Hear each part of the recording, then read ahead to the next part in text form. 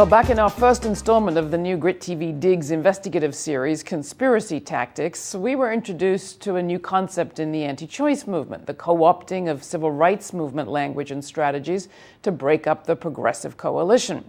Well, in this next piece, pro-reproductive justice leaders in the African American community questioned the sudden interest of white conservatives in black women and their babies. This piece was produced for GRITtv Digs by Charles Stewart. Let me control my body. We did not control for our ancestors to come over. These people are arguing about abortion, and no wonder. A well-financed PR campaign to link reproductive choice to genocide in the African American community is ongoing, and it's doing just what it was intended to do. It's sparking debate. My mom wasn't married. But it's about choices. This effort, driven largely by a group called Priests for Life, seeks to equate civil rights with fetal rights and to roll back reproductive choice. But in this pre-election season, it has the added value to conservatives of potentially splitting a key Democratic voting bloc. No constituency has been a firmer supporter of President Obama than African American voters. I think that they're trying to appeal to that section of the African American community that would say, oh, well, I don't know if I support abortion, so let me see if I could bring myself to vote for a Republican this time. They're trying to drive a wedge. We're in a position now where possibly black voters could be peeled away from the Democratic base because they feel that in order to better serve their community, they need to vote for anti-choice candidates who claim to want to save and preserve black families and the black race, but their agenda is something completely and entirely different from that. It would be hard to convince me that white conservatives who haven't shown any particular interest in saving black babies to date suddenly think that they're the leaders of the crusade for black babies. It isn't the first time that so-called cultural issues have been used to try to divide the Democratic base. In 2004 and 2008, it was rights for LGBT people, including marriage, which stirred debate in California and Ohio. The current campaign, focusing on abortion in communities of color, is spread across 10 states in the South and the Southwest. I think each state will be different, and each state will require a counter campaign.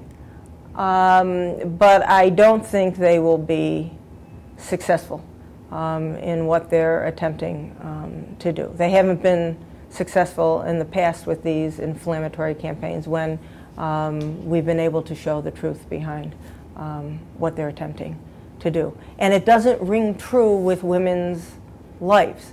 And legislators shouldn't think that this is the key to their reelection or a way to pass further restrictions on abortion, because when based on lies and fabrication, it doesn't make for good public policy. I do not think that it's going to have that much effect upon the black vote, because there are so many issues that are so much more important to us in the black community, such as jobs, the economy. But whether or not there's an electoral impact from campaigns like these, there's certainly a community impact. You cannot save black babies by attacking black women. It just doesn't work. And unfortunately, the anti-abortion movement likes to portray this picture of the selfish, irresponsible, careless black woman who's irresponsibly having sex, talk about falling into stereotypes about black women, and then somehow using abortion as birth control. Because that's the other thing that's so ironic about what they preach, is that if we choose to have an abortion, we're criticized.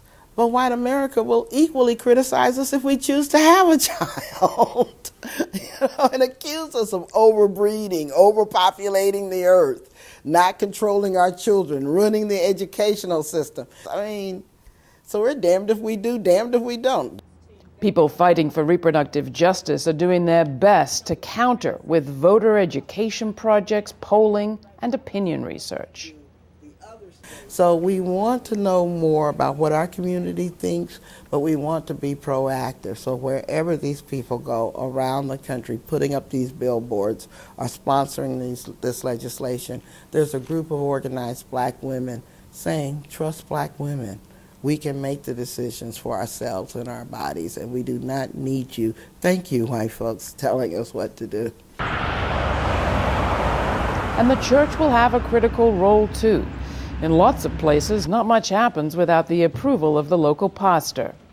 It's really aimed at the black church because they know the black church is very conservative and possibly could support them in this. Some of the black ministers, but the progressive black ministers and the younger black ministers are very much aware of this tactic.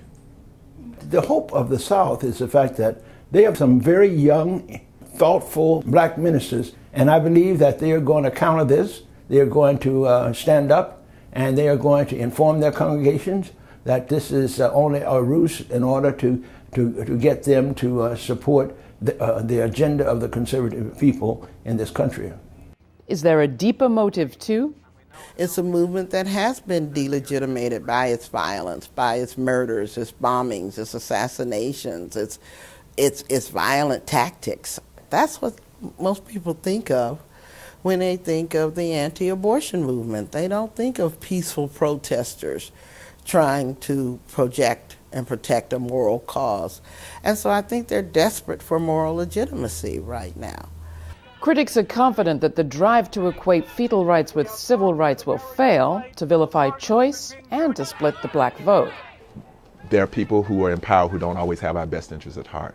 To play close to that line for the sake of political gain, because there's no genuine interest in the community, there are no solutions that are being offered, just, the man's out to get you. I think that black people are sophisticated enough and black women are sophisticated enough to see through that. But at the end of the day,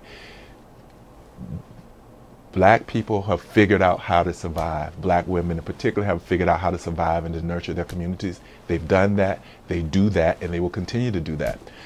But even if this particular campaign has no impact on these midterms, will these type of tactics disappear?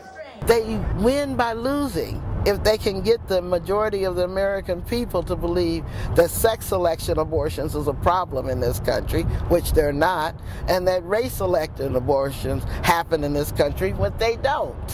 So it's that classic anti-abortion strategy of creating something out of thin air and then convincing the American public that they have to put a stop to it. It really is about a small clique of white men trying to control the fertility of all women in this country. The future of this debate in many ways is in the hands of women under 35. Our role is to make sure that we continue to protect and expand the reproductive rights and freedoms of our community and women as a whole.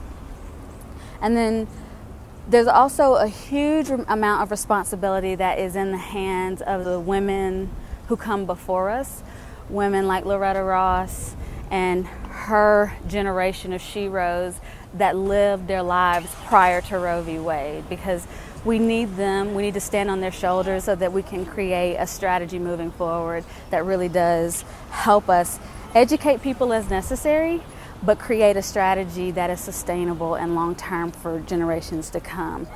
While my generation may not have women dying in back alley abortion rooms, we still have women and children dying slow deaths because they don't have the health care that they need, they don't have the economic justice that they need, and they're dying invisible faces at the bottom of a well that people aren't strong enough or courageous enough to name.